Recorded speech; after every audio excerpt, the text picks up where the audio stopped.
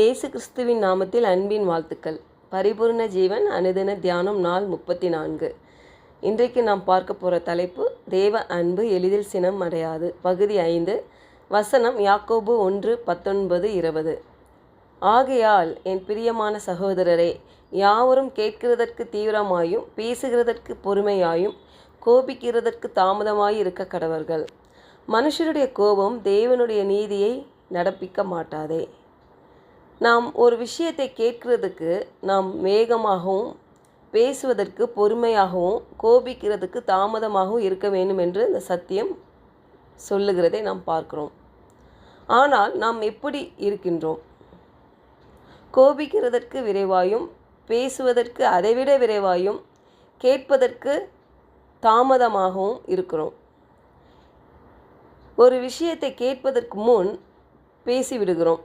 அதனால் பல மோதல்கள் எழும்புகின்றன, சண்டைகள், பிரச்சனைகள் வருகின்றன. நமக்கு எதிராக இருக்கிறவர்கள் என்ன சொல்ல விரும்புகிறார்கள் என்பதை கேட்கக்கூடிய பொறுமை இல்லை.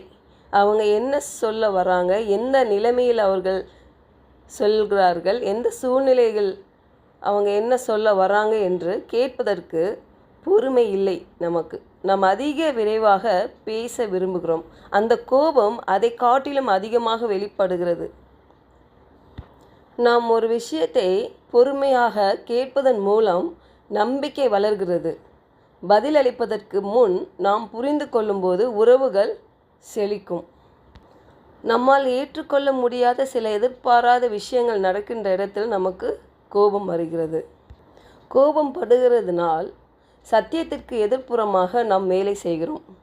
நம்முடைய கோபம் தேவன் செயல்படுவதை அங்கு தடுக்கிறது. தேவன் ஒரு திட்டம் வைத்திருப்பார். அந்த இடத்துல நம்ம கோபப்படும் பொழுது அந்த திட்டம் நிறைவேறாமல் போகிறது.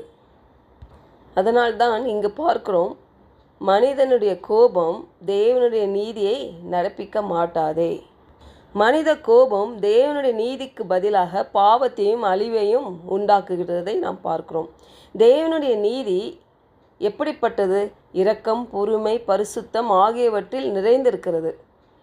நம் கோபத்தினால் விசுவாச வளர்ச்சி தடையாகப்படுகிறது.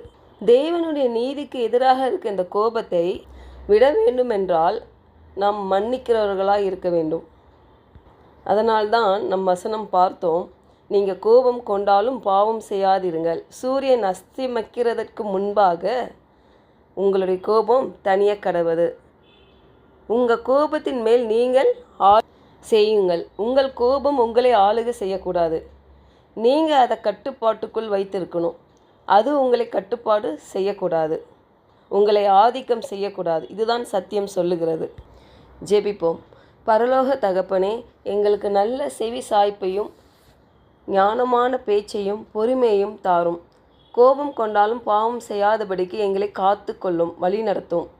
எங்கள் வார்த்தைகளும் உணர்வுகளும் உம்முடைய நீதியை பிரதிபலிக்கட்டும்.